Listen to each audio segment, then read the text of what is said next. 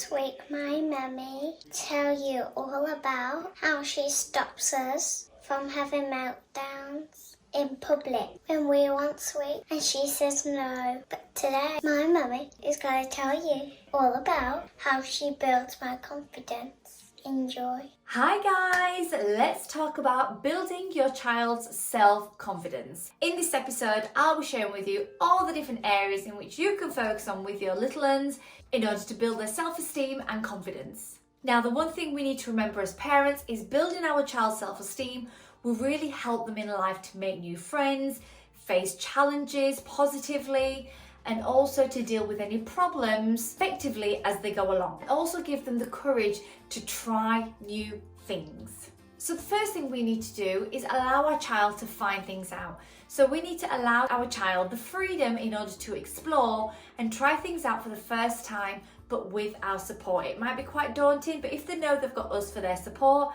then they're more likely to try it out in the first place. Love. Don't forget to tell your child how much you love them. Never go a day without telling your child how much you love them and what they've actually achieved throughout the day. This will really boost their confidence and their self-esteem. And don't forget to smile, cuddle, and give them those kisses. Independence. Don't try and solve every problem your child comes in contact with for them. Them learning how to sort it out themselves will really boost their confidence. Praise them. As a rule of thumb, always try and praise them 5 times more than actual criticizing them. So rather than picking on the little things they might do, really focus on the positives. Now, this is a whole other episode that I went through in terms of tip 5, which was noticing and really enhancing and rewarding positive behavior. So head back over there in order to check it out. One thing which is difficult not to do, but we must make sure we don't do, is compare. All children are unique, and the worst thing you can do for your child in terms of their confidence and self-esteem is then compare them to other children. Well, so-and-so did it first time. Well, Nancy was able to answer all the questions. No, parents, don't do that. You're only going to make your child feel worse. So really stop comparing them to other children. Your child is unique and they are fabulous in their own way. And don't forget to tell them that. So just make sure you have realistic expectations and allow for consequences. Kids are messy, noisy, experimental, full of exploration. They will make mistakes and they will question. And we also need to be realistic in what we need to expect from them. So give your child the freedom to make mistakes.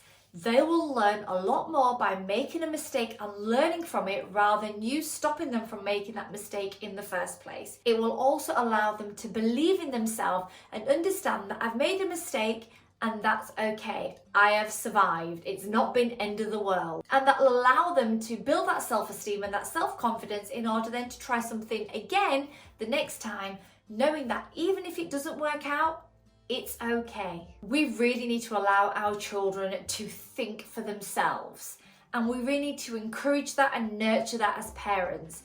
But on the flip side, they also then need to have consequences to their actions and take responsibility to any mistakes that they do make. Now, there's a difference. We don't blame them for the mistakes they make, but they need to understand that every action has a consequence. And that is a learning curve in which they will soon get the hang of the more mistakes they make and the more they come out of it the other side. Building your child's self-confidence is super important for later in life. A lot of the problems that adults face right now is usually due to their inner child being damaged. Okay, because they had too much criticism put on their plate, too much pressure. They weren't allowed to think for themselves. They were given too many opinions put upon them, too many boundaries. So parenting is all about teaching your child right from wrong, allowing them to make those mistakes, having some expectations, but not too much, and allowing them to find their own way in order for them to learn. And it's all about them becoming an individual. Yes, they are an extension to us, but they are their own person. And as parents, we can't always inflict our own opinions and our thoughts on our children. It is unfair and it is unrealistic for us to expect our children to do things the same way that we would. So let's drop the expectations. Let's start building up our children's self-esteem and their self-belief so that as they get older, as they reach school age, the teenager age, adulthood, they are content within themselves, they are confident, they trust their instincts, they have common sense, and they are simply a good person, knowing right from wrong. Now, another few ways in which you can start building your child's confidence is appreciate your child's efforts, whether they win or lose, or whether it works out or not. When you're growing up, the journey is far more important than the actual destination itself.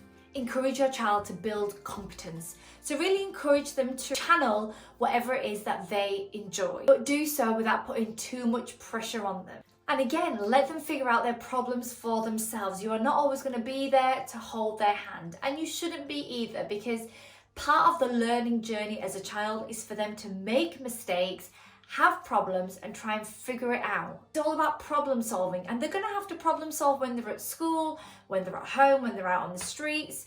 So make sure we give them the skills that they need in order to survive. Let your child act their age. Now, this is something that I'm really conscious of in terms of our eldest. She's 5 and she's super responsible.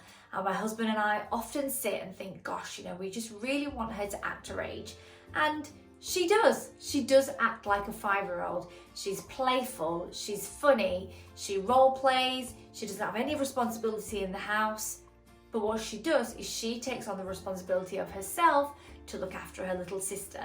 But that's what she wants to do, and that boosts her confidence. And also, if you push your children too hard, so if you give them work which is way beyond their age, then that can also lower their self-esteem and their confidence, because they feel like they can't access it properly, therefore they might not be clever enough, when in fact actually they're at the stage they should be for their age. So as much as we want to push and encourage our kids, there are fine lines to parenting, and we don't want to be that pushy parent. It is the kids that come from the pushy parents that sometimes struggle with their self-awareness and their confidence. Encourage curiosity. I know it can be really tiring when your kid asks you endless amounts of questions, but it is worth it because they are learning. Every question they ask you is simply because they don't know the answer themselves.